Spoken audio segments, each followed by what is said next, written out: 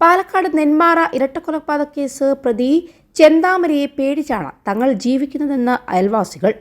ചെന്താമരയെ ഭയന്ന് വീടിന് പുറത്തെ ടോയ്ലറ്റിൽ പോലും പോകാറില്ലെന്ന് അയൽവാസി പുഷ്പ പറഞ്ഞു.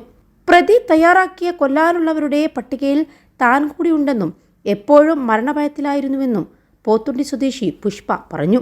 നിരവധി തവണ മാരകായുധങ്ങളുമായി ഭീഷണിപ്പെടുത്തിയെന്നും പോലീസിൽ പരാതിപ്പെട്ടിട്ടും നടപടി ഉണ്ടായില്ലെന്നാണ് പുഷ്പ പറഞ്ഞത്. തന്നെ വകവരുത്തുമെന്നും അയൽവാസികളോട് ചെന്താമര പറഞ്ഞെന്നുമാണ് പുഷ്പയുടെ വെളിപ്പെടുത്തൽ. അതേസമയം പ്രതി ചെന്താമരയെ പാലക്കാട് നഗരത്തിൽ കണ്ടതായുള്ള സൂചനയുമുണ്ട്.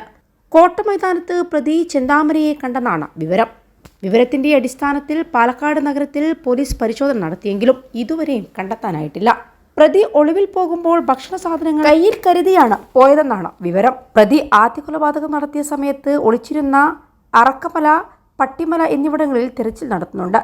20 പേരടങ്ങുന്ന 3 സംഘങ്ങളാണ് ഈ പ്രദേശത്ത് തിരച്ചിൽ നടത്തുന്നത്. 21 ലക്ഷത്തോളം സന്തുഷ്ടരായ ഉപഭോക്താക്കളും 2 ലക്ഷത്തോളം തിമിര ശസ്ത്രക്രിയകളും പൂർത്തിയാക്കിയ മലബാറിലെ ഏക കണ്ണാശുപത്രി Alsalama eye hospital, hospital road, Perinthalmanna.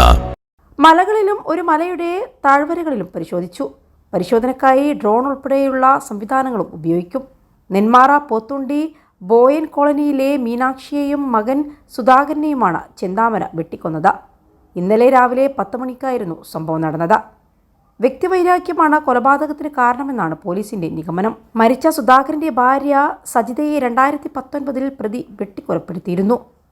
കേസിൽ പിടിയിലായതിനു ശേഷം ജയിലിൽ കഴിയുകയായിരുന്നു ചെന്താമര. കടുത്ത അന്ധവിശ്വാസിയായ ചെന്താമര തന്റെ ഭാര്യയും മക്കളും അകന്നു കഴിയുന്നതിന് കാരണം കൊല്ലപ്പെട്ട സുധാകരനും കുടുംബവുമാണെന്നാണ് വിശ്വസിച്ചിരുന്നത്. ചെന്താമര കൊലപ്പെടുത്തിയ സജിതയും കുടുംബവും ദുർമന്ത്രവാദം നടത്തിയെന്നാണ് ഉറപ്പിച്ചിരുന്നത്. ചെന്താമരയുടെ കുടുംബ പ്രശ്നങ്ങൾക്ക് കാരണം മുടി നീട്ടി വളർത്തിയ ഒരു സ്ത്രീയാണെന്ന് ജ്യോതിഷി പറഞ്ഞതായാണ് സജിതയുടെ കൊലപാതകത്തിന് ശേഷം പോലീസിന് നൽകിയ മൊഴി. ഇത്തരത്തിൽ അന്ധവിശ്വാസമാണ് മുടി നീട്ടി വളർത്തിയ സജിതയുടെ കൊലപാതകത്തിന് കാരണമായത്. സുധാകരന്റെ വീടിന്റെ പുറകുവശത്തുള്ള വാതിലിലൂടെ കയറിയാണ് സജിതയെ അന്ന് വെട്ടിക്കൊലപ്പെടുത്തിയത്. തന്റെ ഭാര്യയും മക്കളും അകന്നു കഴിയാൻ കാരണം നീണ്ട മുടിയുള്ള സ്ത്രീയാണെന്ന് ഏതോ ജ്യോത്സ്യൻ പറഞ്ഞതായാണ് 5 വർഷം മുൻപ് ഇയാൾ പോലീസിനോട് പറഞ്ഞിരുന്നത്. സജിതയെ വെട്ടിക്കൊന്ന അതേ രീതിയിലാണ് അതേ വീടിന്റെ മുന്നിലിട്ട് ഭർത്താവ് സുധാകരനെയും ഓടിയെത്തിയ അമ്മയെയും വകവരുത്തിയത്. അയൽവാസികളായ വേറെ 2 സ്ത്രീകളെയും ഇയാൾ അന്ധവിശ്വാസത്തിന്റെ പേരിൽ സംശയിക്കുന്നതായി പോലീസ് പറഞ്ഞിരുന്നു. അതിൽപ്പെട്ട ആളാണ് താനെന്നും അയൽവാസിയായ പുഷ്പ പറയുന്നുണ്ട്.